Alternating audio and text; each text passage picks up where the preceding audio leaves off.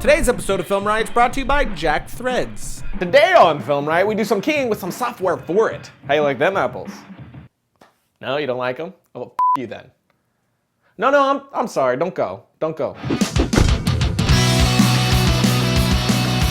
Welcome to FilmRiot Mondays. I'm your host, Madonna. Remember last week when we showed that super creepy sketch?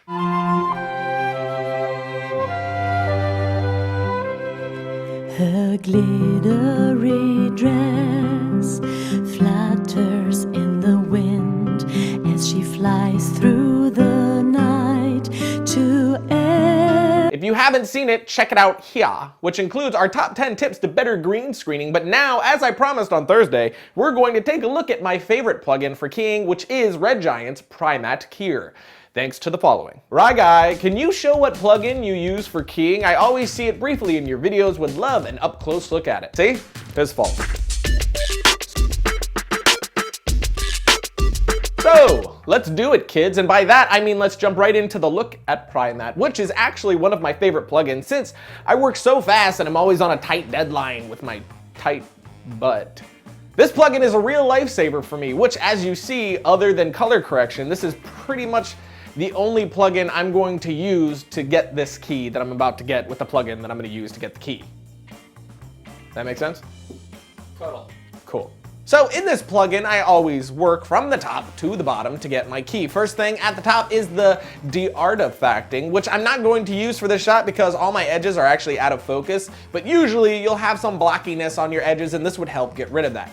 Moving down, if you are in a super rush, you can use the auto compute. This will automatically select the matte for you and it actually does a pretty good job as you can see, but I personally don't like anything doing the work for me. It always just reminds me of Hal and it won't open the pod bay doors and I'm like, come on, open the pod bay doors. So no computer's doing my work, right? Not today. Not today. Next we have Adjust Light. This is a really cool addition to the latest version. Basically, if you have a variation of tone in your green screen, this will average it out so that it's more of a solid color to help you get a better key. Moving down again, we are going to get into the selection settings and I will click the select background, then I will click and drag on the green screen to tell Primatte to sample this color. Now, another cool thing is that you can either use this rectangle selector or the pointer selector, whichever you prefer. I prefer the rectangle, but hey, if you want to point, that's fine. But just remember, whenever you point to someone, what is it? 3 fingers pointing back at you, judger. Unless you're pointing at a mirror, and then it's only 1. No, then it's 4. Because you got that guy, and then these 3. Did I blow your mind? You're welcome. But now we have our screen selected, so I'll switch my view mode to matte, and basically here, you want to get your subject completely white with no gray areas, and the background completely black with no gray as well. And here I have some gray on Bruno, so I'll click Clean Foreground, then click and drag over that area, which I'm just telling Primatte that this is the foreground, and then I'll click the Clean Background and do the same there. So the more you sample these problem areas, the more Primatte will understand what the screen is and what your actor is, and I just loves it. I loves it. So now I'm going to pause my keyingness for a moment to grab my masking tool. I actually should have done this in the beginning, but I forgot. I didn't actually forget, I was just lazy. I didn't want to like scroll the mouse all the way to the top, so I was like, screw it, let's just do the plugin first. But I'll take my masking tool and mask around Bruno, so I am using the bare minimum of screen real estate needed. And now to continue with my keying. Next I'm going to go into correction. I'll defocus the matte a bit, probably to about 3, which you don't want to take this too far. You'll get some craziness happening like this, which looks like Bruno is getting all Back to the Future Unborn on us. So we'll be careful how far we take that. And then I'll also shrink the matte a bit to clean up the edges like I told you about last week.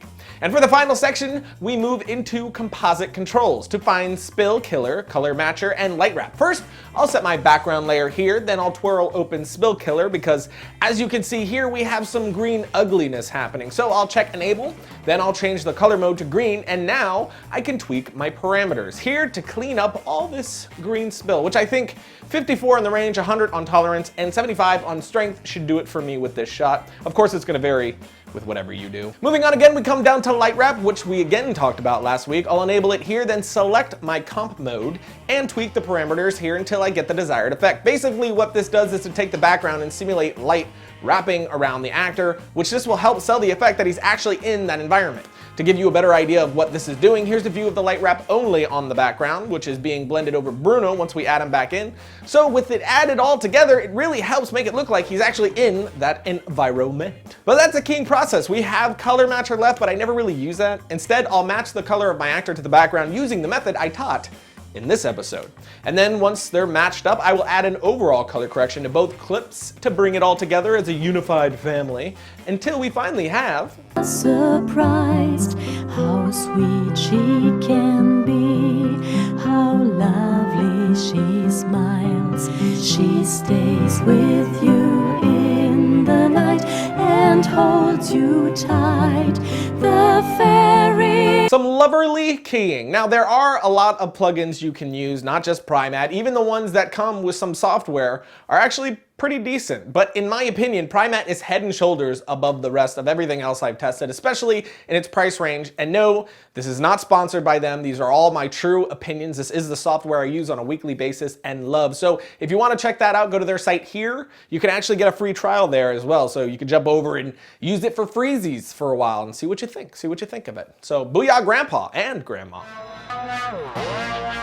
I don't like paying full price, which is why I love the internet. And if you love alternative apparel brands like Kid Robot and Hurley, but you hate wasting all your cash on them, listen up. You can score these premium brands at up to 80% off every day.